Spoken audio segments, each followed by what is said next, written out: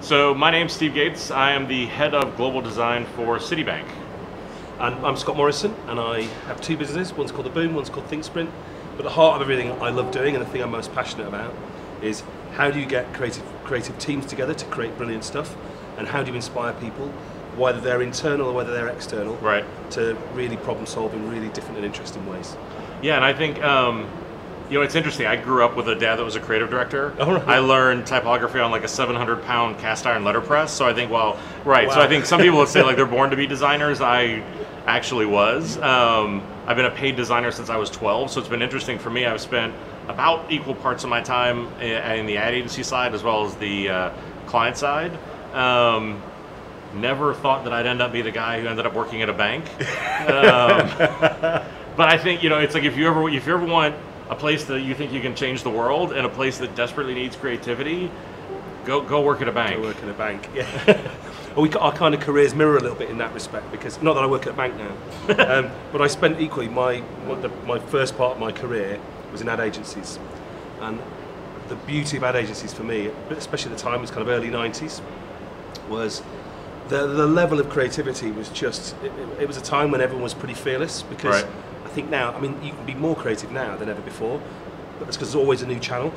Back in that day, it was like there weren't the channels, so you had to think even more about, actually, we don't want to do a TV ad. What does it look like? What can we do? What's more interesting and more creative? So you had to problem solve in a completely different way. There was like this beautiful constraints of 3 media to choose from.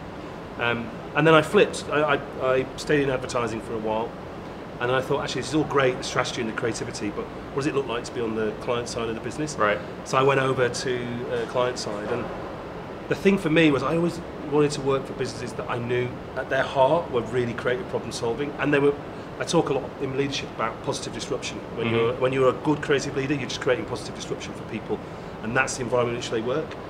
And I was at Levi's and Activision and Diesel, right, and they all had at the heart of it something that was quite visceral. It was like, we're either about being only the brave, or we're about being original, and everything that we did as a brand and a business was always about that. So everything we did internally and everything we did externally was always about the vision and the creativity that sat in the business. Yeah, and I think I did a really similar thing of working with agencies, but for me, I kind of became like the fixer. Yeah. So I had American Airlines when September 11th happened. I had ExxonMobil when the Valdez happened. Lighthearted, fun stuff. But I think that it was that same thing where I saw a lot of the creativity was going over to the client side. And it was interesting for me just going from the agency side where creativity is the heart of the house. It's the reason for being. Whenever you go work, I spent 10 years at Starwood Hotels building brands like W and St. Regis, and now at Citi, they're just as creative, but what they produce is something different. So I think as a leader, you have to understand how do you succeed, what's the structure, where does that go? But I think it's the same thing about really being that disruptor and kind of loving and kind of owning being the one who can kind of be crazy. I often joke that I always think my job is to be the first guy to run up the hill and get shot. Not killed, but shot. Yeah. Because I think, if you're the first one to do it, it's amazing how many people will run after you. Yeah. There's a great video actually I saw recently, which is a bit about creativity, but it was about, there's a guy dancing at a festival, right? And he's the only one dancing. and it's all about, kind of creating a creative movement. Right. And there's one guy just dancing on his own, and then another guy jumps up, and he starts dancing. And then all of a sudden people start seeing them dancing. Why are they dancing? And everyone jumps in, and then before he knows it, he's got about 200 people around him dancing. But you're right, I often tell a funny story, not a funny story, but many years ago I was asked to go and do a breakfast meeting thing with Nelson Mandela. There was a whole host of people there, like different creative people, all sorts of things.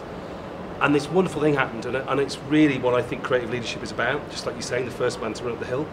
Nelson Mandela was sat in his chair like this, and he had people sort of holding him back, and different artists were coming up and reading poems to him and saying thank you for that. And Joan Armatrading is an English musician. She got up and she'd written a song for him.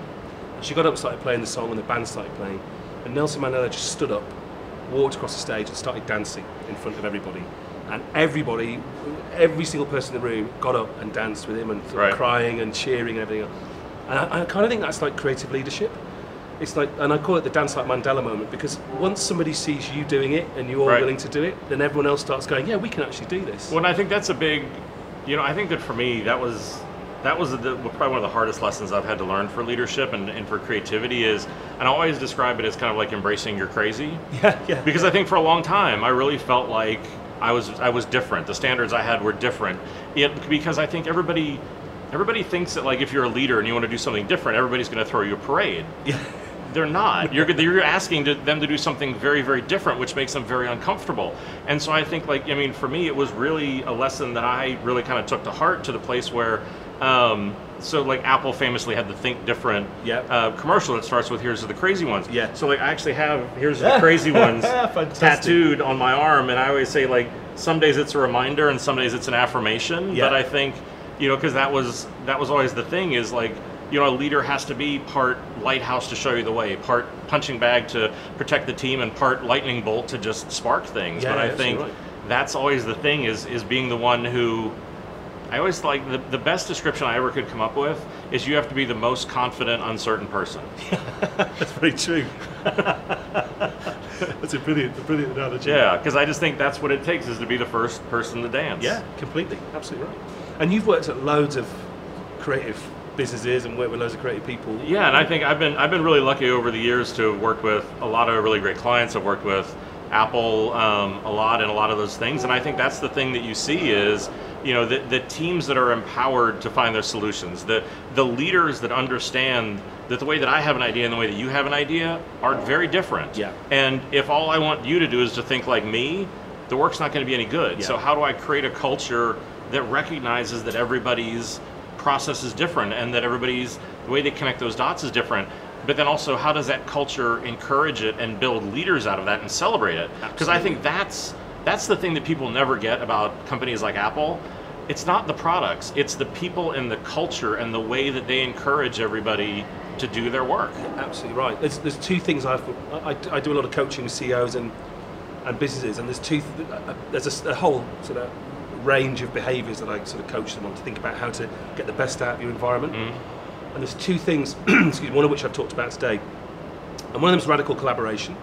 So like the businesses that I see that do really, really well, they take people out of the silos that they operate in, and they just go, right, here's the projects on the table, you're all passionate about, you might be the FD, you might be the person who's looking after the warehouse. Right. We're going to put you all together and you're going to create something fantastic. And closely allied to that is this idea of extreme empowerment. So when I was, from my ad agency days, I remember at Saatchi's, they used to just say, right, you're going to go and do this tomorrow, and you're like, well, I don't know how to do it. You go, well, you work it out. Right. But they gave you enough responsibility that you knew you had a chance of doing it. It wasn't like throwing you right in the deep end. But they were always pushing you that little bit more, because they always saw that the really good leaders in those organisations always see that little bit more that you don't see in yourself. Right. And then they push you, and they keep pushing you to do that. And I think that's one of the things I always do with all my teams is, as soon as I come in, I always set up something I call like our beliefs. Yeah. Because, you know, there are processes that can define your work. There are other things like that, but how are we? Where do we get, I always say, like, our swagger from? What makes us, us? Yeah. And I think that there's a lot of those sorts of things where there are things like, everything is your job. Yes. Creativity is a blue-collar profession. Like, the idea that, like, you have a light bulb and that's an idea is a lie. Like, that's not the way you do it. Or to, like, what you said, where it's like, we can be confident and respectful, but we're not delicate. Yes. Because I think it really is the fact that as a leader, I think one of the biggest mistakes that people make is they coach behavior, they don't coach thinking. Yeah. And the behavior is an expression, but the thinking is the root. Yeah. And for me, that's what I want to get at, is how do I really get them to think different? Because then they'll act different. And I think that, to me, is like just one of the biggest lessons I've always had to learn. That's fantastic. And on the way in, we were talking about you. I mean, you were telling me about your environment in which you work, and how you like to go, right, we're going to start from scratch. Tell us about that. I think if you're going to go, if you're going to be one of the first people, if you're going to be the first head of design in a 200-year-old institution to try to bring design into it, I think you need to do things differently. And so one of the things we did was we took one of the floors of the building, which some of them feel very much like a bank with the wood paneling and things like that, and said all this goes. The offices are gone. The assigned seating is gone. PowerPoint is gone. Like, all of this stuff is gone. And, you know, the offices we're going to cover with idea paint. And that the people who work together are going to sit on this floor together, and that the offices are the places where we now draw and think. And that is really, we have to just completely rethink the way that we do things, because I think if you can't put people in the same environment with the same thinking and expect a different outcome. No.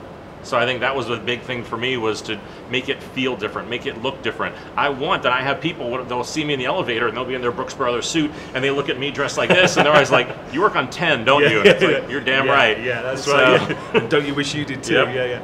No, it's a really good point, because as I said, I work with lots of businesses, and they don't often have the luxury sometimes of being able to strip out their office and do all this. And I work with lots of businesses, beautiful offices, and lots of businesses that don't. You know, they're a 1 or 2 man band, or maybe there's 10 people in the office, and they're in like a little place in the middle of London somewhere, they're just scraping it by. But one of the most interesting creative techniques I've learned, and how to get people to think differently as a leader, is we do something called street wisdom. And we've taken people out of their existing zone, and we take them out on the street. And what's amazing is that the people who bring us in to do street wisdom are really they want to open their team's minds. They want to give them that creative stimulus. But it's also like when you go out on the street and you've got a very specific challenge in your head, and you use the street as your stimulus, it's incredible how much stuff there is all around you that can give you inspiration. And I think that's the art of kind of leadership and creative leadership, is like making people appreciate and aware that whatever's in their environment is as valuable to them if they can connect the dots for creativity, and it's giving people those opportunities. And I think it's also giving them permission to fail. Yeah. Because I think that's the other thing that I'll do, is I'll talk about like building a culture of failure, which CEOs usually don't love when you're the new guy. When you're like, I'm going to build but I think that's one of the exercises that I do to try to help leaders or other things like that understand their creativities. It's called Think Fast. Yeah. And it's 2 decks of cards. One are brands that you've seen. The other one are products. Right. So it could be Nike, it could be Apple. The products are purposely almost comical. Yeah. So it would be like, and so I'll give you 1 minute to think about it and 2 minutes to pitch me on why would this company do this. I will terrify people in interviews with this, because like, I don't need more friends, I want you to think. But it's the whole idea of like, why would Nike make a lipstick? Why would Twitter make jewelry? Why would Mercedes make an inflatable pool? Fantastic. And it really is meant to be, and I'll get the whole group together and everybody goes up and does it, but it's that idea that, because with your creativity is the same as your leadership style. Yeah.